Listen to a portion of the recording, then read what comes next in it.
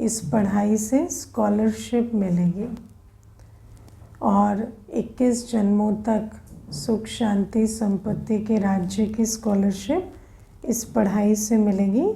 तो ये पढ़ाई कभी भी मिस नहीं करनी है। हमारी पढ़ाई क्या है? 1 घंटे की क्लास और 23 घंटे का होमवर्क, है ना। कई सिर्फ क्लास करते हैं, होमवर्क भूल जाते हैं तो उसको पढ़ाई नहीं कहेंगे।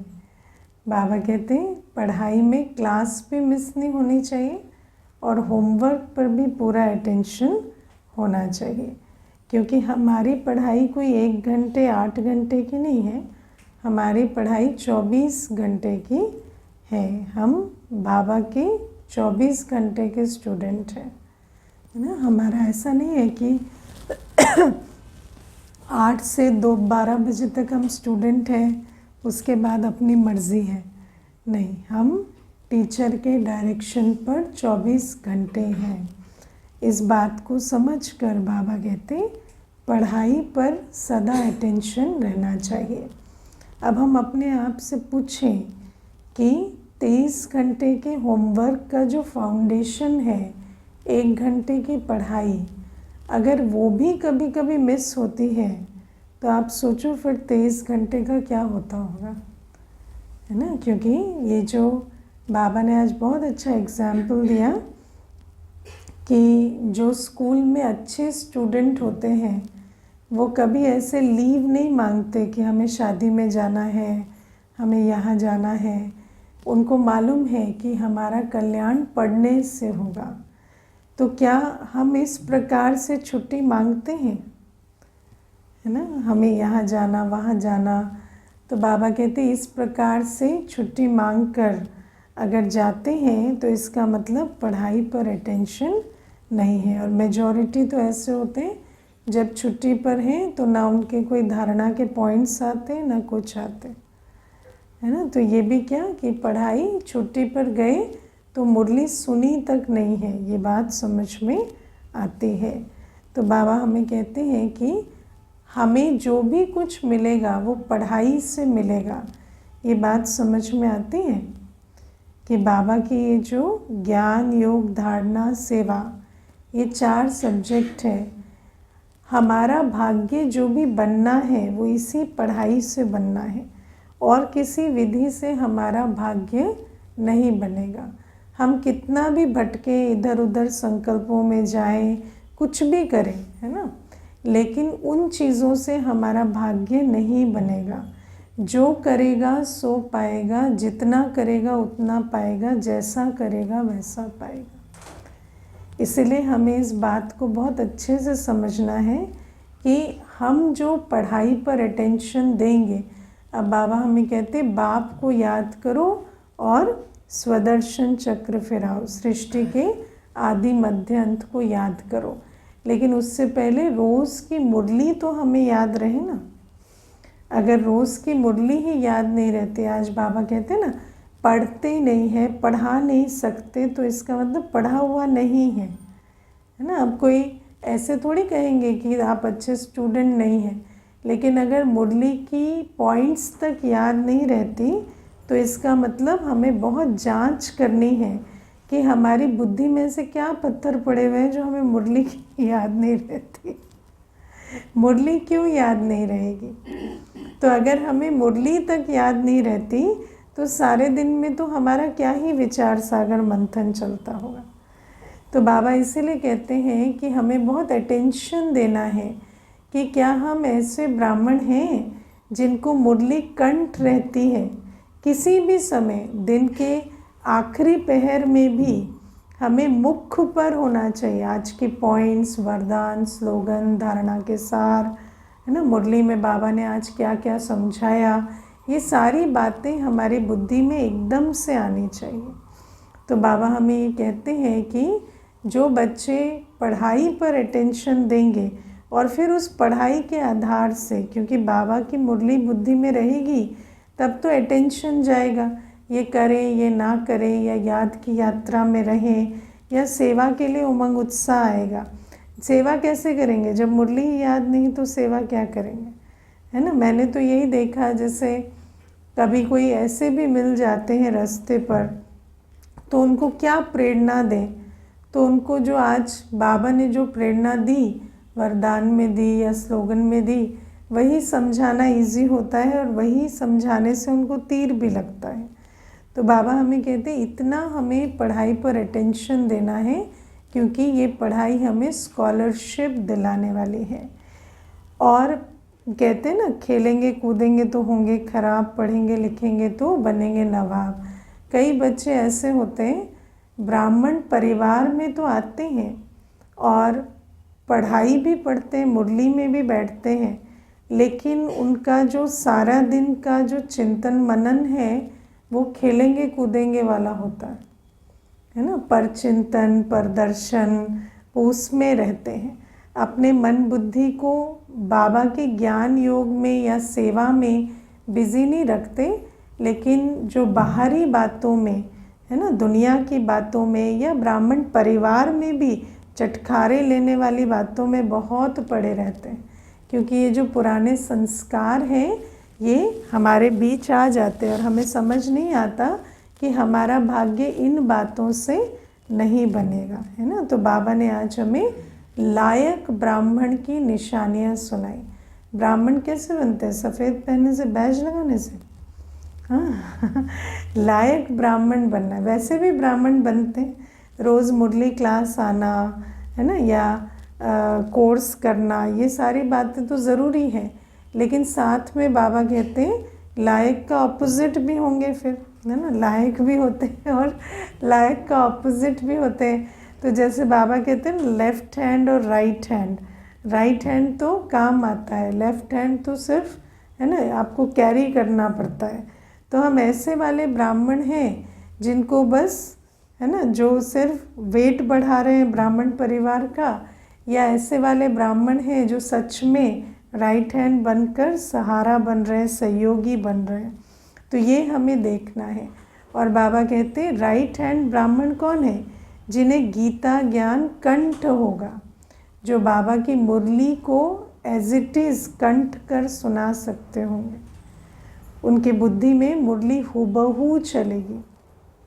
अगर मुरली याद नहीं रहती तो हम लायक ब्राह्मण नहीं हैं, है ना। तो बाबा कहते लायक ब्राह्मण माना मुरली पूरी याद रहेगी, औरों को भी आप समान बनाएंगे, है ना। लेकिन आप समान माना आप समान ढीला, आप समान सुस्त नहीं आप देखो, अपनी चेकिंग करना, हमारी चाल चलन, हमारी जो जीवन है, क्या वो दूसरों के लिए प्रेरणा स्रोत बन रही है, या हमारी अपनी चाल चलन में इतनी प्रॉब्लम है कि दूसरा बाबा का बनने से दूर हो रहा है ना। इसको हमें देखना पड़ेगा।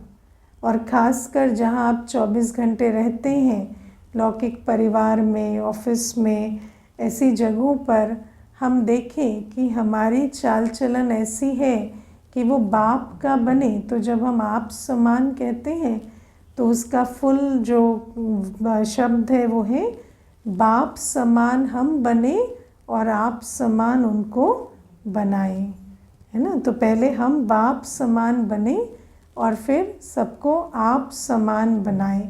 तो आप समान बनाना तो आसान नहीं होता ना। आपकी बुद्धि में जो चलता है वो उनकी बुद्धि में चले, उसके लिए तो जितना आपने सुना पढ़ा सीखा उतना उनको भी सुनना पढ़ना सीखना पड़ेगा। तो उसके लिए आप इतना प्रयत्न करते, एक एक को लायक बनाना मासी का घर नहीं है। बाबा का ज्ञान समझाना भी मासी का घर नहीं, क्योंकि बाबा के ज्ञान में इतनी सूक्ष्म पॉइंट्स हैं कि एक एक पॉइंट को समझे कि ये कॉन्ट्रास्ट है, दुनिया में ये कहा जाता है, बाबा ये कहता है, वो धारण कराना भी मासी का घर नहीं। तो बाबा कहते हैं जिसकी पूरी लगन होती है ना, सारे दिन यही होना होता है कि ये बच्चा ज्ञान समझे, योगी बने, तब जाकर किसी को आप समान बना सकेंगे, है ना। और बाबा कहते दान पुण्य करते रहेंगे। कौन सा दान पुण्य? हाँ, ज्ञान का दान पुण्य। और ज्ञान का दान पुण्य सिर्फ ज्ञान से नहीं होता, लेकिन जिस यज्ञ से ज्ञान अग्नि प्रज्वलित होती है, उस यज्ञ की संभाल करना भी दान पुण्य है। अगर हम उस यज्ञ को तन मन धन से सींचते हैं, उस यज्ञ में अपना समय श्वास संकल्प लगाते हैं, तो इसका मतलब हम दान पुण्य कर रहे हैं। क्योंकि हर आत्मा को जहाँ से शक्ति मिलेगी, पालना मिलेगी, ज्ञान अमृत मिलेगा, उस यज्ञ की संभाल करना भी दान पुण्य में गिना जाता है। तो बाबा कहते हैं ये ब्राह्मण की निशानी होगी, ब्राह्मण के लक्षण होंगे। और फिर बाबा हमें कहते हैं वो मतभेद में कभी नहीं आएंगे, है ना। आप देखो, बहुत छोटी सी ये बहुत बड़ा अंतर है ब्राह्मण और कलयुगी आत्माओं में, कि कलयुगी आत्माओं के अंदर मतांतर मतभेद बन जाता है। जैसे ही वो देखेंगे ना कि इनकी मत और मेरी मत मिलती नहीं है, तो सीधा कॉन्फ्लिक्ट में आ जाएंगे। लेकिन बाबा के बच्चे, जो ज्ञानी योगी बच्चे हैं, उनकी निशानी क्या है कि वो देखेंगे कि इनकी मत और मेरी मत अलग अलग है, लेकिन वो कभी मतभेद में नहीं आएंगे, है ना। बाबा ने हमें ज्ञान क्या दिया है, हर एक आत्मा का संस्कार अलग अलग है, और उस संस्कार के अनुसार हर एक की धारणा, हर एक का विचार, हर एक का सब कुछ अलग अलग होगा। ब्राह्मण परिवार में भी आप अगर देखेंगे तो हर ब्राह्मण आत्मा जिस प्रकार से ज्ञान को समझती है, धारण करती है, वो भी अलग अलग होता है। अगर आप मुख्य टीचर्स को भी सुनेंगे तो 10 टीचर की वाणी में भी, हाँ, श्रीमत तो सभी सुनाते हैं, लेकिन उनमें भी अंतर होता है, क्योंकि हर आत्मा का संस्कार अलग अलग है। जब हम ये छोटा सा ज्ञान भूल कर हम दुनिया वालों की तरह कहाँ चले जाते हैं, आप रॉन्ग है, मैं राइट हूँ, है ना। जहाँ पर ज्ञान है वहाँ हमारे अंदर क्या चलेगा, आप अलग हैं, मैं अलग हूँ, है ना। आपका सोचने का ये तरीका है, मेरा सोचने का ये तरीका है। तो आप मतभेद में नहीं आ रहे, आपके अंदर उनके लिए कोई संकल्प नहीं चल रहे। लेकिन जहाँ देह अभिमान होता है, जहाँ देह का अहंकार होता है, वहाँ सीधा वो बात कहा जाती है कि आप रॉन्ग हैं और मैं राइट हूँ। ये होता है मतभेद, है ना। और फिर जब वो रॉन्ग है, आप राइट हैं, तो आप उनको राइट करने में लग जाते हैं, है ना। अब इसमें ये बात भी सूक्ष्म समझने की है कि मान लीजिए आपको लगता है कि ये सामने वाली आत्मा इससे बेहतर कर सकती है, तो आप उसे अपने कर्मों से, वाणी से प्रभावित करें, उस पर प्रभाव डालें। और दुनिया में कहा जाता है the only way to change is by influence. आप किसी को परिवर्तन करना चाहते हैं तो आप उस पर अपना श्रेष्ठ प्रभाव डालें। अगर आप अपने धारणा मूर्त होकर किसी को श्रेष्ठ वाणी सुनाएंगे, किसी के साथ श्रेष्ठ कर्मों के आधार से संबंध संपर्क में आएंगे, तो उन पर उसका असर आता जाएगा और वो भी आपके संग के रंग में परिवर्तन होने लगेंगे। लेकिन वहाँ पर अगर आप किसी को संग का रंग लगा रहे हैं तो उसका फाउंडेशन क्या होता है, म्यूचुअल रिस्पेक्ट। अगर आप किसी को सम्मान नहीं करते, अगर आपके दिल में किसी के लिए स्नेह नहीं है, या आपके अंदर इतनी निर्माणता नहीं है कि आप ये समझ सके कि वो गलत नहीं है, सिर्फ थोड़े से अलग हैं, अगर वहाँ वो ह्यूमिलिटी ख़त्म हो गई है और देहाभिमान आ गया है कि मैं राइट हूँ और आप रॉन्ग हैं, तो वहाँ पर फिर कोई प्रभाव नहीं होता, वहाँ दबाव होता है, वहाँ आप किसी पर प्रेशर डालना चाहते हैं। और जब आप प्रेशर डालते हैं तो आप ये भूल जाते हैं कि सामने वाली आत्मा जो है उसकी अपनी यात्रा है। और जब आप प्रेशर डालते हैं तो वो जो है ना। अंदर आप सोचो, प्रेशर डालने से पहले प्रेशर क्रिएट कहाँ करते हैं? अपने अंदर। तो वो सारा कॉन्फ्लिक्ट की वहाँ से शुरुआत होती है। इसीलिए बाबा हमें कहते हैं कि ब्राह्मण आत्मा, लायक ब्राह्मण कभी मतभेद में नहीं आते। अब इसका एक दूसरा पक्ष भी है।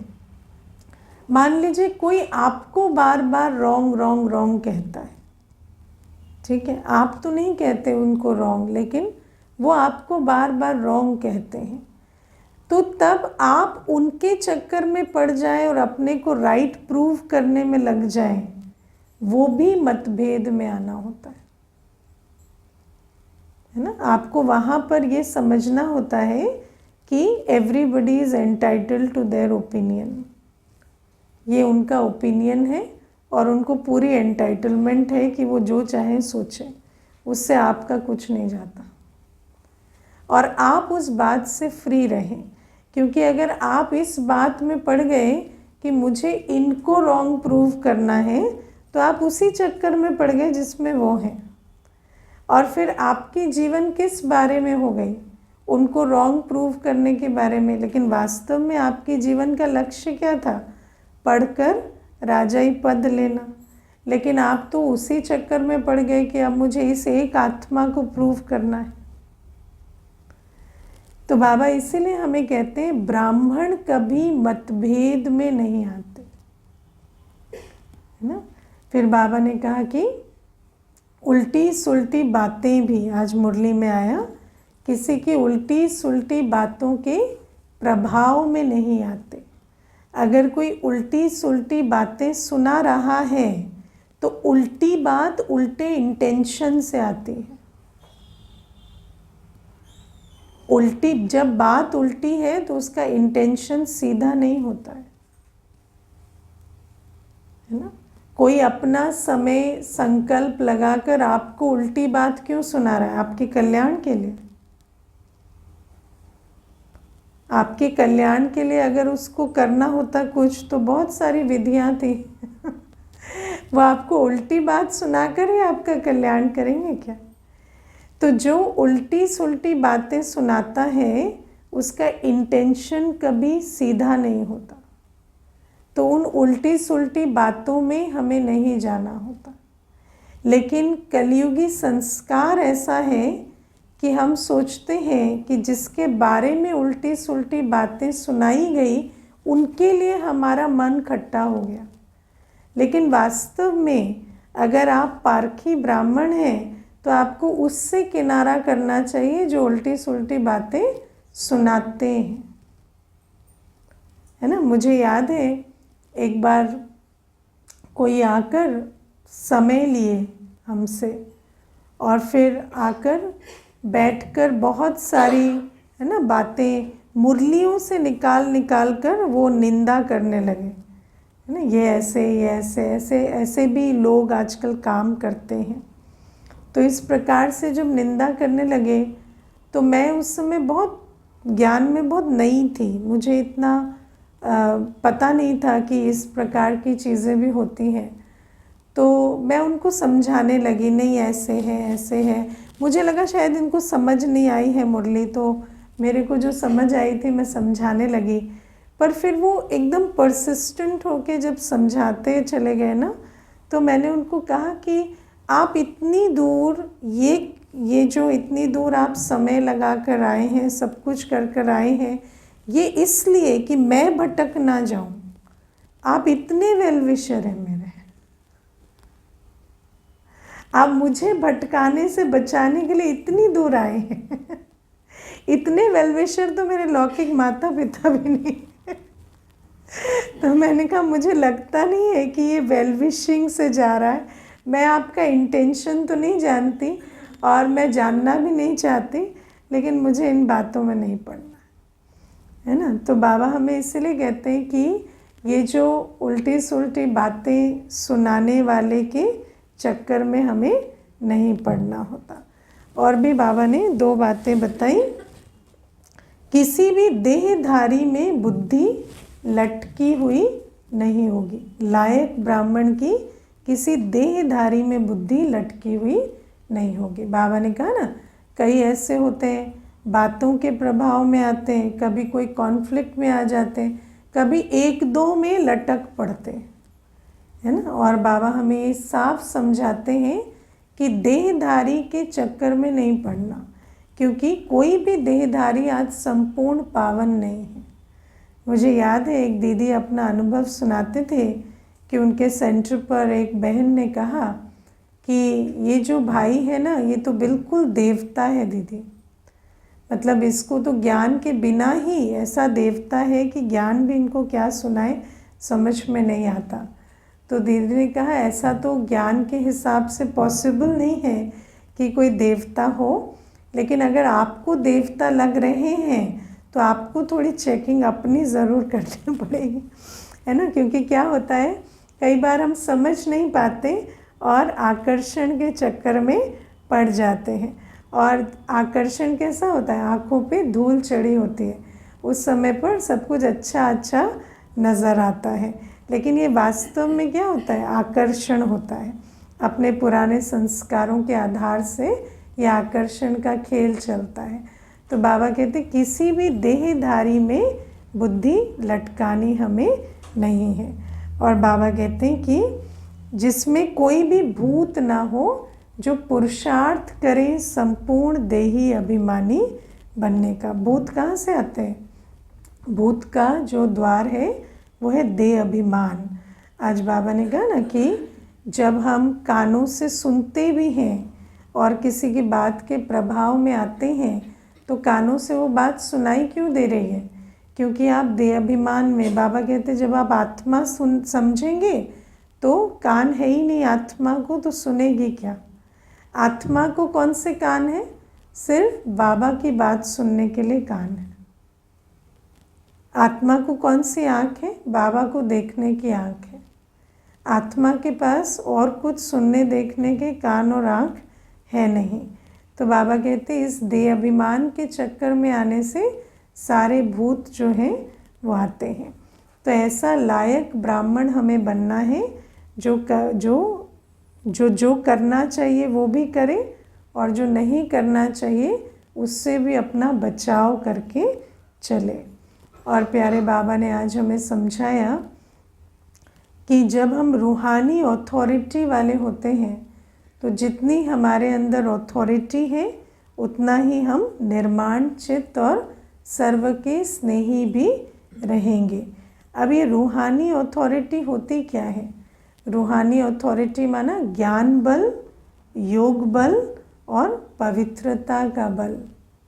और रूहानी अथॉरिटी वाले बच्चों की निशानी है कि वो सदा निर्माण चित्त रहेंगे। अब ज्ञान हमें क्या सिखाता है, ज्ञान बल अगर भरा हुआ है तो धारणा में क्या दिखाई देगा कि मैं एक आत्मा हूँ और हर एक ईश्वरीय संतान है। और अगर हम सबको ईश्वरीय संतान समझकर चलते हैं तो हमारा हर एक के लिए स्नेह और सम्मान जो है वो नज़र आएगा। तो क्या हमारे अंदर ज्ञान बल भरा है, या ज्ञान के आधार से हम सोचते हैं कि हम तो ज्ञानी हैं और ये अज्ञानी है ना। क्योंकि बाबा हमें ये समझाते हैं कि हर एक का पार्ट अपना अपना है। अगर वो अज्ञानी भी है तो पार्ट अनुसार है ना, उसमें आप क्यों उसको लेबल करते हो ना। तो बाबा हमें इसीलिए कहते हैं समझ हमें रखनी है, कि क्योंकि समझ नहीं रखेंगे तो एक्सपेक्टेशन रखेंगे। प्रॉब्लम कहाँ पर आती है, मानो आप समझते नहीं हैं कि इनको समझ नहीं है, हमें समझ है, तो आप क्या सोचेंगे इनको भी तो समझ है ना, तो फिर ये हमारी तरह क्यों नहीं चलते। तो इसीलिए समझ ये रखनी है कि हर एक आत्मा का अपना अपना पार्ट है। अगर वो अज्ञानी है तो मुझे उससे एक्सपेक्टेशन नहीं रखनी, है ना। इसलिए नहीं हम अज्ञानी या कलयुगी कहते ताकि हम उनको नीचा देखें, इसलिए कहते हैं क्योंकि हमें उनसे कोई एक्सपेक्टेशन ना हो। हम समझ पाए कि जो परवश है, जो खुद ही विकारों के वश है, उनसे हमें कोई एक्सपेक्टेशन नहीं रखनी है। और हमें एक्सपेक्टेशन की जगह क्या रखना है, कंपैशन रखना है। रहम दिली रखनी, क्योंकि कोई आत्मा कमज़ोर है तो उसके प्रति हमें कंपैशन है। तो बाबा हमें इसीलिए कहते हैं कि रूहानी अथॉरिटी माना सबसे पहले ज्ञान की धारणा, और ज्ञान की धारणा में मूल बात आती है कि मैं एक आत्मा हूँ। इस सृष्टि चक्र में हर एक आत्मा का अपना अपना पार्ट है। बाबा ने आज कितना अच्छा समझाया कि हर एक आत्मा के संस्कार अगर सेम होते तो उनके फीचर्स भी सेम हो जाते, है ना। तो अगर हमारे, आप सोचो, एक की शक्ल दूसरे से नहीं मिलती तो क्या एक का संस्कार दूसरे से मिलता होगा। तो बाबा कहते हैं कि हर एक आत्मा का संस्कार अलग अलग है, और बाबा हमें वर्णों का भी ज्ञान देते हैं कि हर आत्मा देवात्मा नहीं है। इस संसार में देवात्माएं, है ना, क्षत्रिय कुल की आत्माएं या वैश्य कुल की आत्माएं या शूद्र कुल की आत्माएं या ब्राह्मण कुल की आत्माएं हैं। समझते हो इस बात को? गीता में ये बात आती है कि हर एक को अपनी कास्ट ड्यूटी समझनी पड़ेगी। अब व्यक्ति सोचता है कि कास्ट ड्यूटी माना जिस कास्ट में जन्म हुआ उस आधार से हमें ड्यूटी निभानी है, लेकिन ये कास्ट वो कास्ट नहीं है। बाबा कहते बेहद में सृष्टि नाटक अनुसार हम सब अलग अलग कुल के हैं। जो देवता कुल के हैं वो विकारों पर जीत पाएंगे, उनकी प्री प्रोग्राम डेस्टिनी में है कि वो विकारों पर जीत पाएंगे। जो क्षत्रिय कुल के हैं वो सारे दिन संघर्ष करेंगे।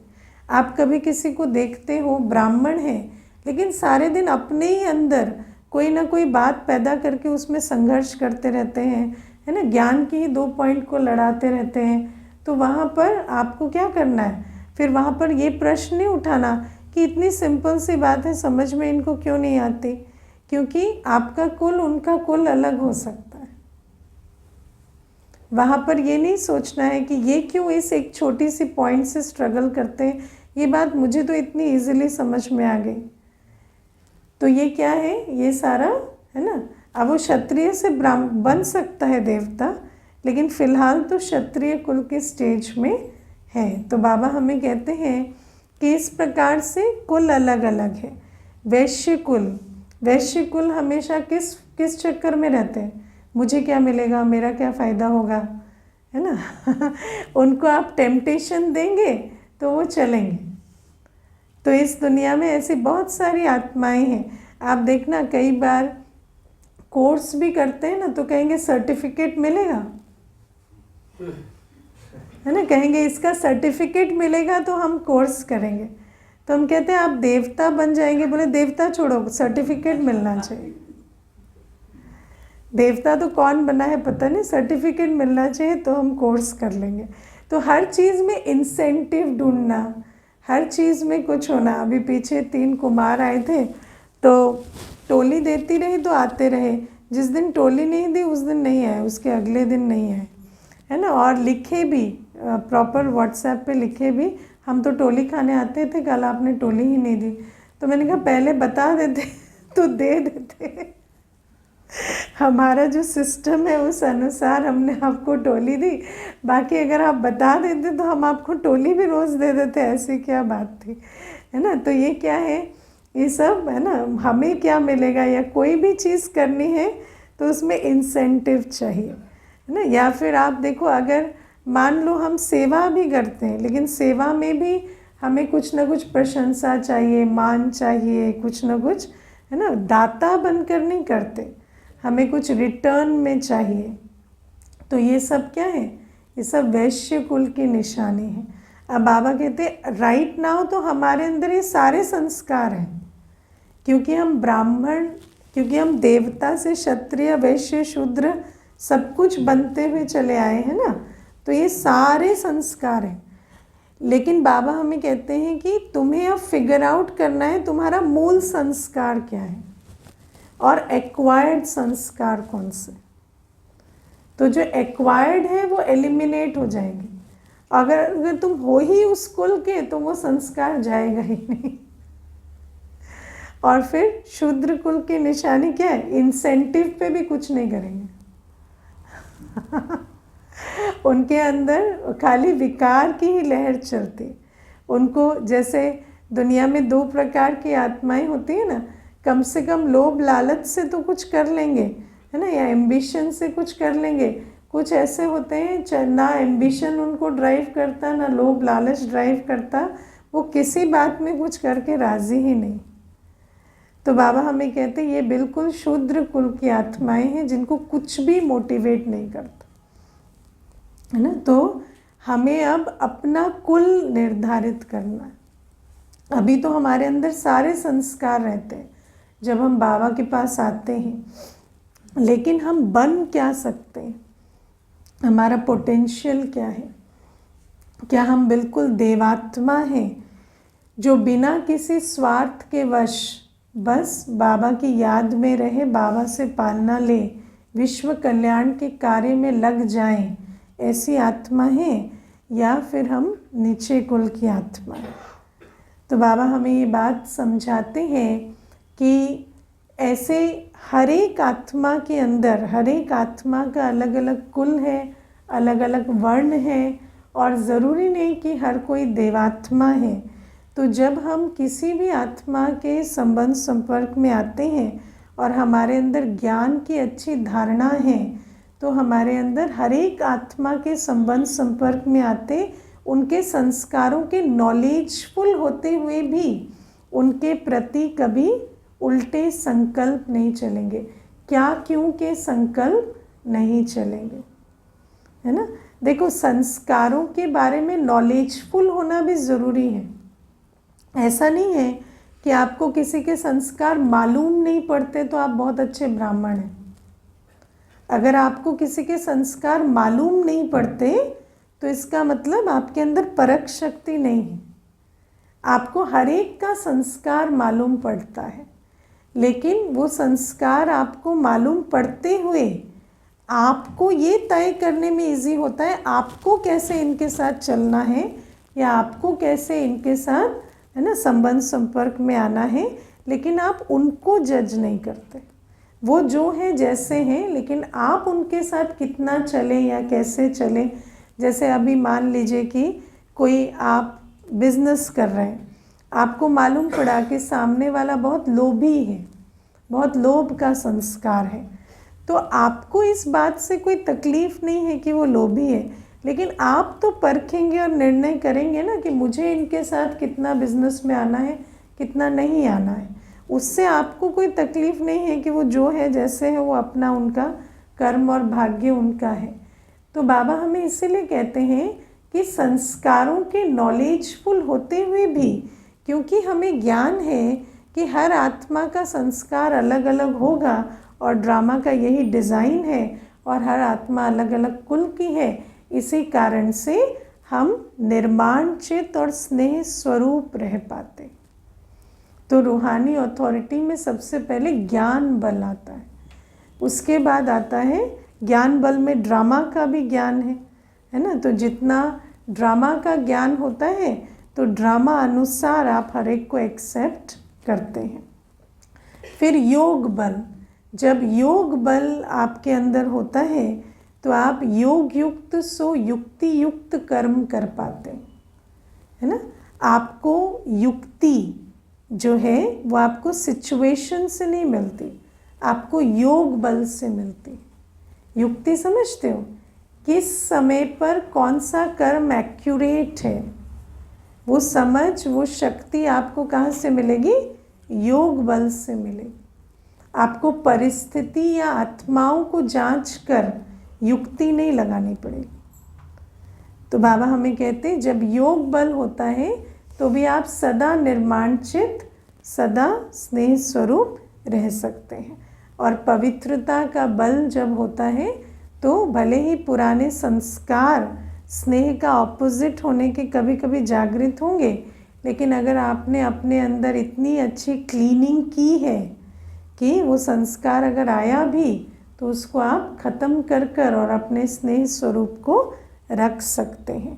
तो बाबा हमें कहते हैं कि जितना हमारे अंदर रूहानी अथॉरिटी होगी उतना हम निर्माण चित्त होंगे।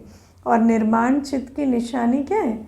सम्मान देना, है ना, हर एक को सम्मान देना और स्नेह देना।